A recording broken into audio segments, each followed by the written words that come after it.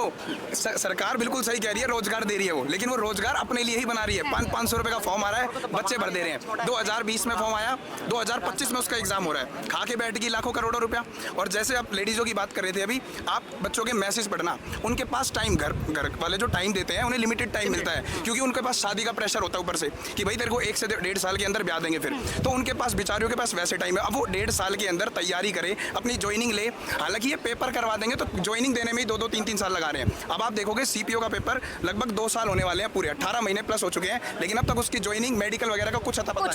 पता नहीं है उनका। तो यही बात है, सरकार बिल्कुल सही कह रही है, रोजगार प्रोवाइड करेंगे, लेकिन वो सिर्फ और सिर्फ अपने लिए। हाँ, उनके पास लाखों करोड़ों रुपए आ रहे हैं, कागजों में है। वही एडीपीटी है जिसमें मध्य प्रदेश में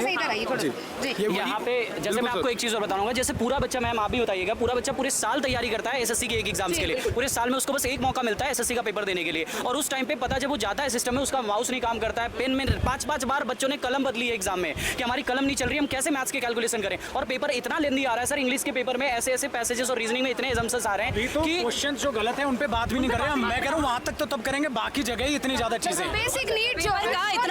पेपर का इतना प्रेशर होता है स्टूडेंट पे, जब वो साल भर तैयारी करता है उसके लिए वो एक दिन इतना महत्वपूर्ण है कि बाकी चीजें तो ठीक से चलनी चाहिए। घर वाले भी चाहते हैं भाई बच्चे का पेपर आ रहा है, इसको टेंशन ना दें, ये अच्छे से पढ़े। जब वो सेंटर पे जा रहा है वहाँ कुछ काम ही नहीं कर रही चीजें, उसको प्रेशर दे रहे कि नहीं तुम्हारी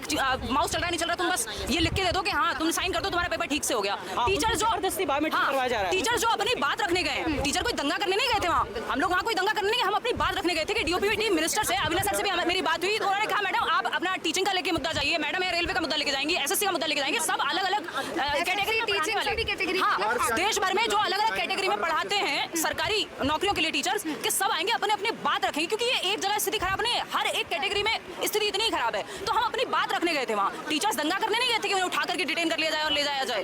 तो हमारी बात लगता है क्या ये बात सरकार तक पहुँचेगी, एसएससी तक पहुँचेगी और